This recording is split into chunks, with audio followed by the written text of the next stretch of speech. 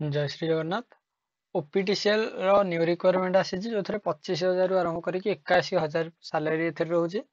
ସो ବହୁତ ବଢିଆ ଅପରଚ୍ୟୁନିଟି ଯୋଉଟା କି basically for junior maintenance and operator training post.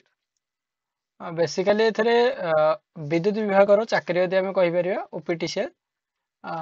Location ଏଠି ଆମର କଣ କହିବ ଏଜ ଲିମିଟ 18 ରୁ 40 ବର୍ଷ ଭିତରେ ଆଉ କଣ ଲୋକେସନ ଓଡିଶା ଭିତରେ ଆମର ରହୁଛି।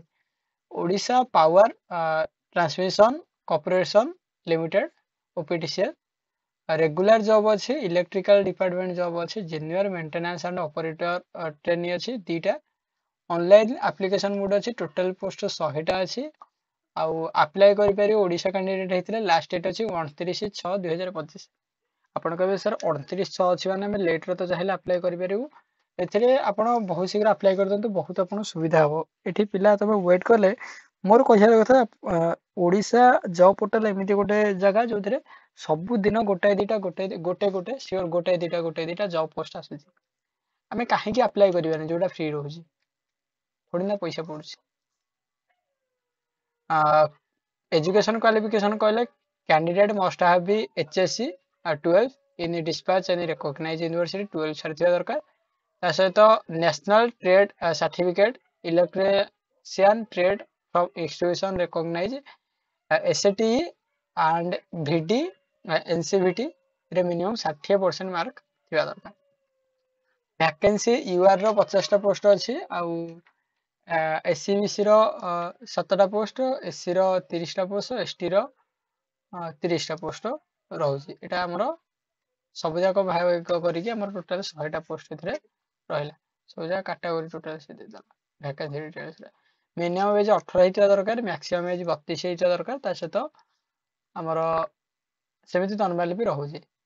एठी सैलरी विषय कहया को गले जूनियर मेंटेनेंस ऑपरेटर स्क्रिप्टेड जदी कहबा कि हमर 17,000 salary per month during the period on successful completion of training and candidate will be appointed the assistant technician जेतरे assistant technician हे जे तापर probation for 1 year A matrix of 25,000 रु 81,000 पर्यंत से पाई परिवे with initial basis 25,600 रु आरंभ होई परिवो। फास्ट से कोन रहबे कि 18-17,000 रहिबे तापर जदी से सक्सेस हे गले ताले से कोन 25,000 रु 81,000 पर्यंत सैलरी आगो को पाई परिवे।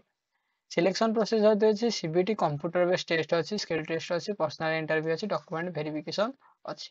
एथिरे हमरो एप्लीकेशन फी रहउछि जोटा कि जनरल कैंडिडेट रो पय 1180 टंका ईडब्ल्यूएस को पय 1180 टंका आउ एससीबीसी को पय 1180 टंका ए भाई ताले मते कहबो जनरल ईडब्ल्यूएस एससीबीसी डायरेक्ट लेखि थरे काय दे देलानी पीडब्ल्यूडी एससी एसटी मानकर 590 टंका आउ ओपीटीसीएल रिक्वायरमेंट 2025 इंपोर्टेंट डॉक्यूमेंट यदि कहे qualification certificate including date of birth बहुत पिला ये जॉब को रही थांते अनेक तेणु जहाँकर यहाँ नीड अच्छी से दिंतु ता सहित आ छड़ा आम बहुत बड़ा बड़ा गवर्नमेंट रो पोस्ट आसूची जोटा कि मु पूर्व गोटे वीडियो करते सर्भेर जोटा जो मैंने देखी ना देखी दिंतु जब आप प्लस टू 60% प्लस अच्छी सर्भे आप आराम से 80,000 टका इनकम करेंगे।